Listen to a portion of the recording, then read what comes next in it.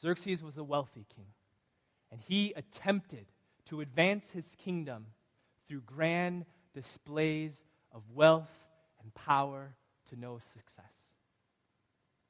But King Jesus, he was a humble king, and he victoriously advanced his kingdom through one single act of obedience. The beginning of this chapter is supposed to draw your attention to this king, to this ruler. And it's supposed to make you laugh at this king's overwhelming, excessive desire for opulence. And it's supposed to draw your attention to a future king, a coming king, one that successfully advanced his kingdom through a completely different means. See, Xerxes, he brought his throne with him to foreign lands. Jesus, he left his throne in heaven to come to a foreign land. Xerxes claimed to be God and king. Jesus was actually the Son of God and currently reigns and sits as king over all the world. Xerxes made every effort to show off and display that he was divine. Jesus did not count equality with God as something to be grasped, but made himself nothing.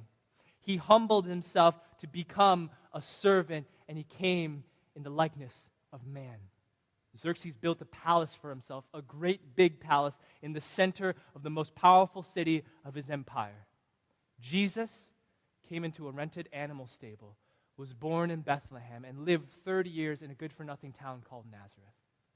Xerxes had 10,000 immortals. Jesus had 12 disciples. Xerxes got crunk for 6 months. Jesus worked hard for 33 years. Xerxes flaunted his purple curtains. Jesus was mocked in purple robes. Xerxes' life was taken from him by his own people. Jesus gave his life as a ransom for his people. King Jesus was sent to advance the kingdom of God. But he didn't accomplish it through the normal means. He didn't accomplish it by flexing his muscles. He didn't accomplish it by flaunting his power and demonstrating his wealth. Instead, Jesus' story was marked by an incredible humility and incredible obedience. He didn't throw any lavish parties.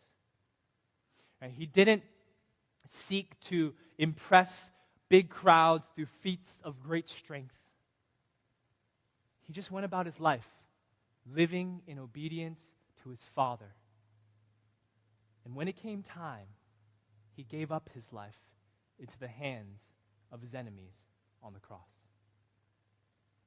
And when his enemies, and when the enemies of God's people thought they had defeated the King, Jesus, the King of the Jews, and when they had thought they had stopped the advance of the kingdom of God, the reverse occurred. Jesus' one humble act of death on a cross for his people was not the end of God's people and their kingdom. It was just the beginning.